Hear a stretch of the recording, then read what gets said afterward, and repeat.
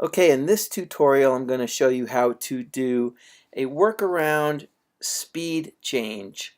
Alright, there is a better way to do this as we get more and more familiar with After Effects, but this is a tool that I use also just to teach you how to possibly edit a video clip. So I'm going to cover some of that as well.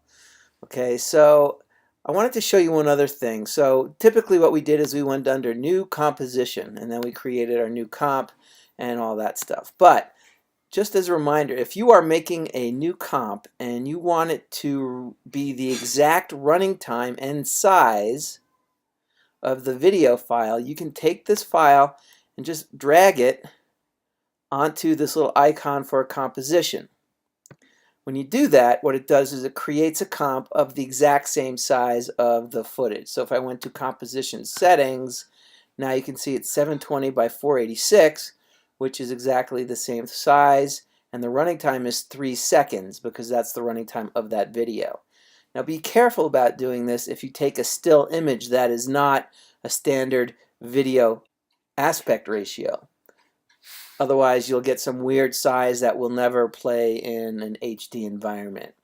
All right, but in this situation, this is fine. But actually, I'm going to want this to be longer because I'm going to slow it down, and so 3 seconds is not going to be enough. So in this window here, maybe I'll change this to like 10 seconds. Okay, and say OK. And it doesn't look like it changed anything over here, but if I down at the bottom here, you'll have this little drag thing. This shows me, it allows you to just basically zoom in or so you can see your whole timeline. So you can see that this is a 10-second composition. Now I want to just, before I go into the time change, I want to show you a thing here. If I double click this layer, notice what it did is that it opened up this layer tab or window. So my composition is over here and my layer window is over here. And you can see that the layer window has a different sort of look to it. You can see this over here. If I needed to make it edit to this video, which I'm going to undo later, but let's say I wanted it to start here. I bring the playhead to where I wanted to make that edit, and then what I'm going to do is this little button here says set endpoint. Notice what it did is that it cut the video, and if you zoom in over here, you'll see that this video has been cut at the beginning, and then at the very end of it, maybe I want to cut it here and I make this out point. And so what that did, if you take a look here, you'll see that the timeline is telling me that this is the only part of the video that is actually live and active, but it's showing me that there is more video available at this point, which I could easily just extend out if I want to, or leave the edit as it exists, okay? In this situation, I actually want all the video, so I'm going to just put it back into the clip. Okay, and I'm going to just put this at the beginning there. Okay, so that's the layer window, and that's how you edit in the layer window. It's not it's not a great way to edit video, but if you only are dealing with a few clips, it's certainly easier than going to a whole nother application and doing it there. So I'm going to close the layer window and just be in our composition window now. Okay. And what I'm going to do now is I'm going to make a speed change using the split edit mode. Okay, so what I'm going to do is I'm going to find the place where I want the speed to change, right when he hits that spot. And so with that portion of the video frozen, I'm going to go to Edit, Split Layer, and notice that's Shift Command D. So you don't have to pull that down once you start doing this a lot. Okay, and then I want to figure out where, what I'm going to do now is I'm going to change the speed of this top layer, because this is the second half of it. So if you remember from class, I'm going to control click in this line here where it says source name. And then I go to columns and I'm going to say show me stretch. Okay, so now stretch appears as an option over here. So with that top layer active, I'm going to just stretch it out. And this is going to be a little bit by trial and error to see if I like how the speed is looking.